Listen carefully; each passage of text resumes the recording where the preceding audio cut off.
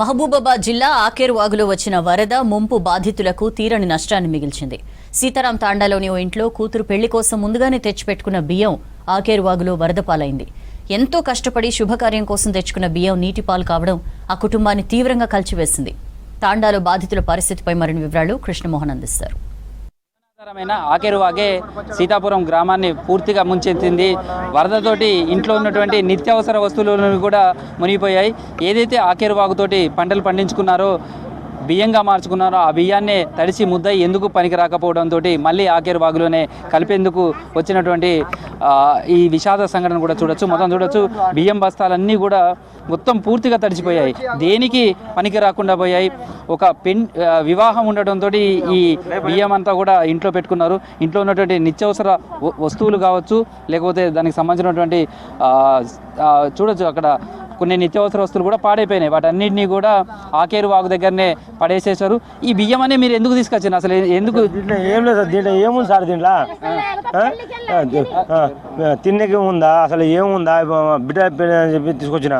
బిడ్డ పెళ్ళి నగలు ఉన్నాయి, సమాన్లు ఉన్నాయి, బట్టలు ఉన్నాయి. అసలు దాంట్లో ఏం లేవు సార్. దాంట్లో ఇంట్లో కూడా ఏ వస్తువులు లేవు. ఈ ఏముందా సార్ దీంట్లో?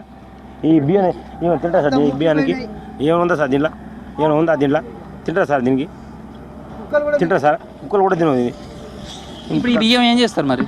పడేసాను సార్, పడేసాను. ఏం చేయాలి? అదే ఆకేరులో అదే ఆకేరులో పడేసాను. అంత ఎంతమంది పోయారో అంతమంది శవాలు లెక్క ఉన్నాయి.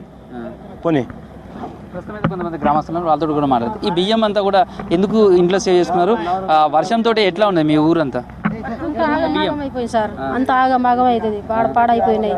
అమ్మాయి పెళ్ళి తీసుకొచ్చారు, బట్టలు పోయినాయి, నగలు పోయినాయి, అన్ని పోయినాయి సార్. అసలు లేకుండా అయిపోయింది సార్. అంత ఆగమాగం. అసలు తినటానికి ఏం లేదు సార్. 70,000 పోయినాయి. అది 3 తులాలు బంగారం పోయినాయి, అన్ని పోయినాయి సార్. దేనికోసం తెచ్చిన బియ్యం? ఇప్పుడు పెళ్లి కోసం అని తీసుకొచ్చారు సార్. పెళ్లి కోసం అని తీసుకొచ్చారు. సెమాన్లు మొత్తం పోయాయి. ఏమేమి తెచ్చారో మొత్తం పోయాయి. శుభకార్యం కోసం ఏమేమి కావాలో అవి మొత్తం పోయాయి. బాగా ఉబ్బిన వాసన వస్తుంది, తినలేక. దీన్ని తింటే రోగాలు వస్తాయి. అంతే. ఏం చేస్తారు మరి? పారేస్తాం. ఇంకేం చేస్తారు సార్? అంతే, పారేస్తాం. తినే అవసరం లేదు. దీన్ని మొత్తం ఉబ్బినాయి, అది మొలకలు వస్తాయి. అంతే. ఈ బియ్యం అంతా కూడా పెళ్లి కోసమే తీసుకొచ్చినాం సారు. అమ్మాయి పెళ్లి అయితే 3 తులాలు బంగారము, సామాను అవన్నీ ఇంట్లో పెట్టేవారికి సబ్జెక్ట్ తెప్పొచ్చి తెప్పల పోయినాయి సారు. వీళ్ళు గొడ్లు కూడా పోయినాయి. ఈ బియ్యం మొన్ననే పుట్టడు పట్టించుండు సారు. ఇక ఏం చేస్తాం? ఇక గొడ్లున్నా గొడ్లకు పెడతాము, కానీ ఇన్ని బియ్యం ఇన్ని గొడ్లు తింటాయా? గొడ్లు కూడా కొట్టుకుపోయినాయి సారు. గొడ్లు చచ్చిపోతాయి అవి తింటే.